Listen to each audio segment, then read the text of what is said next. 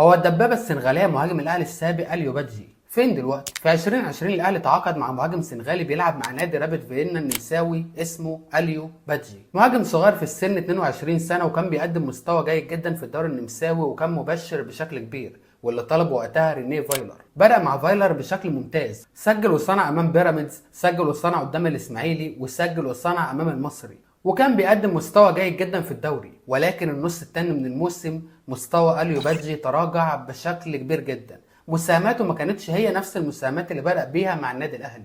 الموسم ده في دوري الأبطال بادجي برضه كان لاعب مؤثر وقدر يصنع هدف أمام سان داونز، وطبعا حصلت الواقعة الشهيرة وقتها مع موسيماني والمشادة اللي حصلت ما بينهم، علشان يشاء القدر وفايلر يرحل عن الأهلي ويتولى المسؤولية بيتسو موسيماني اللي كان بيتخانق معاه أليو بادجي. وهنا المدير الفني ما قدرش ينسى، وحرفيا بادجي اتحط في الثلاجة، ما لعبش أي مباراة تانية وما شاركش مع موسيماني في أي مباراة. وطبعا بعد الموسم ده موسيماني قدر يفوز بدوري ابطال افريقيا نهائي القرن، وقال لك انا مش عاوز بادجي يكمل معايا، وفعلا اليو بادجي مشي بدون اي مشاكل وانتقل لانقره سبور التركي على سبيل الاعاره. تجربه متوسطه سجل فيها 3 اهداف في 13 مباراه علشان بعدها ينتقل لنادي اميان الفرنسي اللي تالق معاه بشكل كبير جدا. 26 مباراه سجل 13 هدف وصنع 3. وهنا اميان تعاقد مع اللاعب بشكل رسمي واشترى اللاعب من النادي الاهلي بمليون و800 الف يورو. يعني تقريبا النادي الاهلي ما خسرش في اليو بادجي، بالعكس اللاعب طلع اعارتين قدر يغطي المبلغ اللي تم شرائه بيه، والنادي الاهلي استفاد بشكل كبير. ومن اميان انتقل لنادي بوردو الفرنسي اللي بيلعب برضه في دوري الدرجه الثانيه وقدر يقدم مستوى جيد جدا، وبعد التالق اللي قدمه تم التعاقد معاه ب 3 مليون يورو. وهنا النادي الاهلي برضه استفاد من صفقه انتقال